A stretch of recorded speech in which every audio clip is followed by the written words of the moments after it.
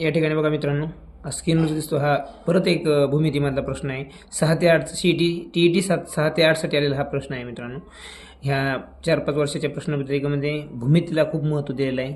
10 ते 12 प्रश्न आपल्या जवळपास या भूमितीवर आधारित दिसतील. भूमितीवर आधारित असा प्रश्न आहे, चक्रीय समलंब चौकोनाचा एक कोन दुसऱ्याच्या 3 पट आहे. बघा, चक्रीय समलंब चौकोन आहे ज्याच्यात वर्तुळामध्ये चारही जे वर्तुळाचे कोन आहे ते वर्तुळावर टेकलेले असतात, त्याला चक्रीय चौकोन म्हणायचं. जो वर्तुळामध्ये असतो त्याच्या एक कोन हा दुसऱ्याच्या 3 पट आहे. आता एक कोन कोणता हा मानायचा, समोरासमोर विचारला असता आपण हा आणि हा गृहीत धरला असता. दिले एक कोन दुसऱ्याच्या 3 पट आहे, बरोबर. मग हा जो कोन जर x असेल किंवा हा कोन जर x असेल तर हा किती असणार मित्रांनो, 3x असणार आहे. किती असणार आहे, कारण 3 पट. हा 1 पट असेल तेव्हाच हा 3 पट होणार आहे, बरोबर.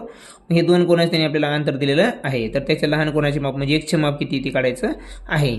तर बघा, चक्रीय समलंब चौकोनाचे जे एकाच बाजूला तयार होणारे जो 2 कोन असतात, A आणि D किंवा B आणि C, हे 180 अंश मापाचे असतात.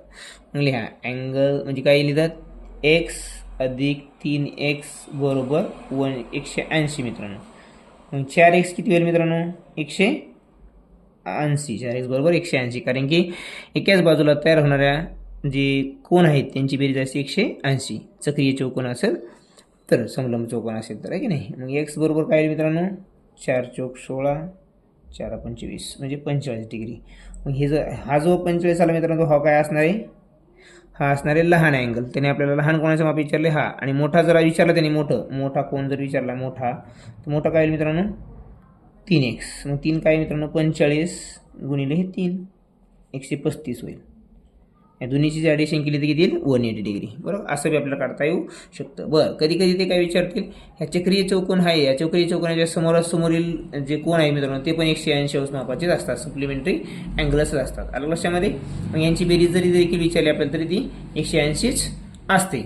एकाच प्रश्नाला आपल्याला 2 प्रश्नाचा सराव या ठिकाणी होऊ शकतो मित्रांनो. तर अशाच व्हिडिओसाठी चॅनल लाईक आणि सबस्क्राईब करायला मात्र विसरू नका.